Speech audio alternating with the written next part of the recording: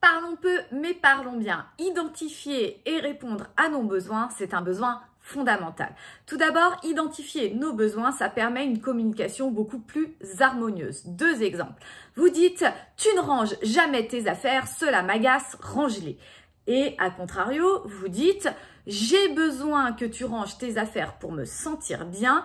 Veux-tu bien le faire? Dans la première phrase, vous voyez qu'on énonce juste ce que la personne ne fait pas et ce qui nous agace. On est sur un ton plutôt autoritaire. Pour la deuxième phrase, on est sur la base de la communication non violente, c'est-à-dire que la personne exprime son besoin. J'ai besoin que tu ranges tes affaires. On n'est pas en train de dire qu'elle ne les range jamais.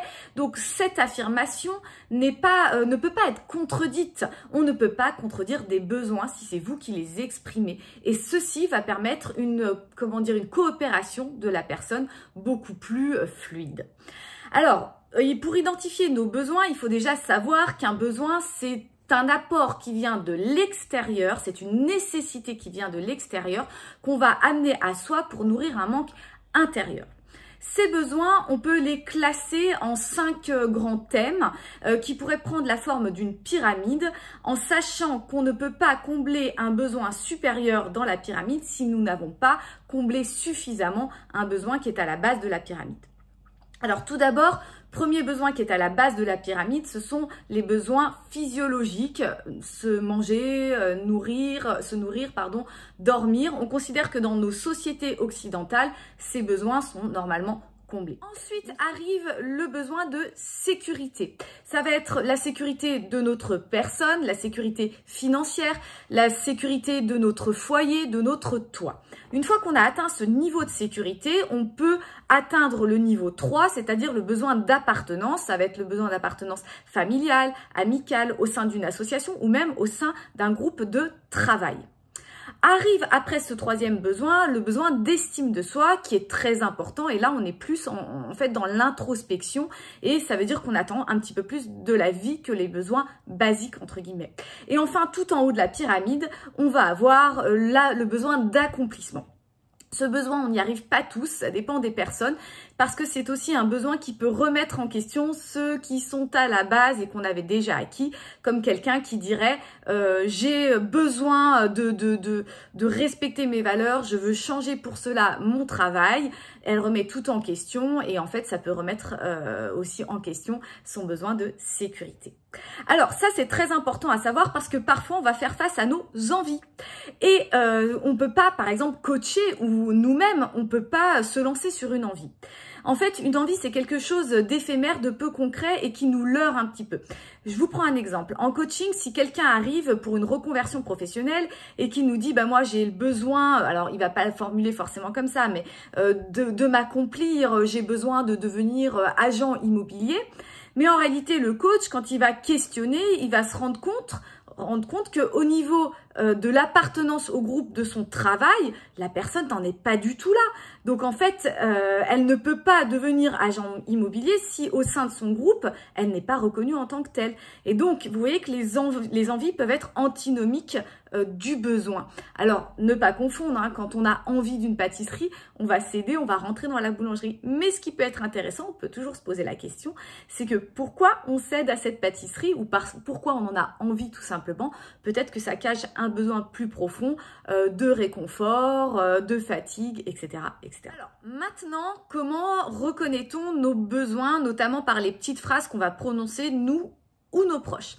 Donc, première chose, il y a aussi des niveaux. Il y a beaucoup de niveaux là dans cette vidéo. Il y a le niveau en fait 1 qui va être le niveau de méconnaissance totale de nos besoins. C'est-à-dire que nous n'avons pas conscience d'avoir des besoins ou en tout cas inconsciemment on les nie. Pourquoi nier un besoin? Parce que parfois on a l'impression que c'est une faiblesse que d'avoir des besoins. En fait, dans la vie, souvent quand on s'en rend pas compte, on espère toujours atteindre un état idéal qui, une fois atteint, ne bougerait plus. On resterait là dans cet état idéal. Sauf que c'est pas comme ça. La vie est faite que de changements et en fait cet état idéal, et parfois il va repartir, va revenir sous une autre forme, repartir, etc.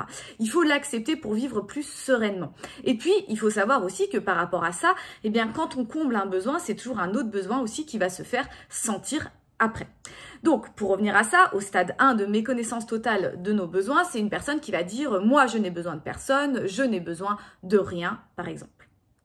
Deuxième stade, la personne a conscience qu'elle a un besoin, mais va en nier l'importance. Alors, ça va donner, par exemple, « je sais, j'ai besoin de temps pour moi, mais je n'y peux rien, c'est comme ça ».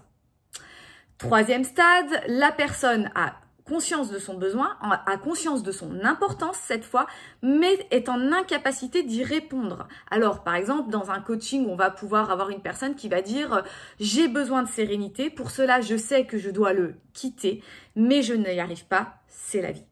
Et enfin, le stade 4, on va le reconnaître par une personne qui a conscience de son besoin, qui a conscience de son importance et qui est prête à y répondre.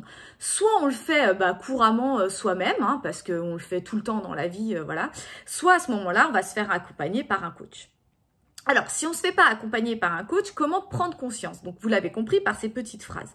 Mais parfois, posez-vous aussi la question de quoi j'ai besoin, ce que j'ai envie. C'est parfois difficile aussi. Alors, je vais vous donner une petite astuce.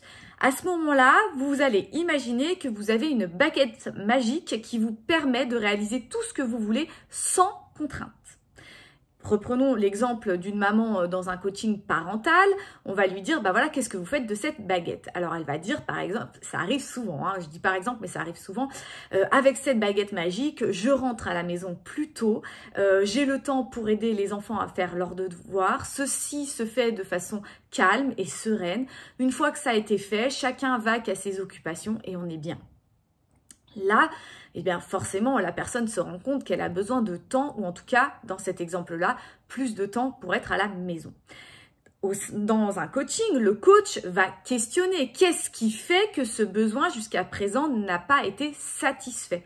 Si c'est vous qui vous auto-coachez, eh ben, posez-vous cette question. Qu'est-ce qui fait que ce besoin, aujourd'hui, n'est toujours pas satisfait? Dans cet exemple-là que je viens de citer, peut-être que la maman va dire, bah effectivement, je reste trop tard au travail, je n'arrive pas à dire non à mon patron, je pense qu'il le sait et il me demande souvent de faire des heures sup. Et puis bah là, ok, on a identifié notre besoin, on a pris conscience de son importance, bah maintenant il va falloir entrer dans l'action, c'est-à-dire se dire, bah voilà, je ne sais pas dire non, quelles actions je peux mettre en place pour apprendre à dire non à mon patron. Pour conclure, vous l'aurez compris, se questionner sur nos besoins, ça nous permet d'avancer étape par étape, d'ouvrir des portes, ça nous permet de nous connaître. Par contre, il faut le temps de l'introspection, se dire, voilà, je fais un arrêt sur l'image, là je me pose une bonne question. Alors on aura peut-être l'impression de perdre quelques minutes dans la journée, mais en réalité, ça nous fait avancer grandement. Si vous avez aimé le sujet, je vous invite à liker, à partager et pourquoi pas vous abonner. À bientôt!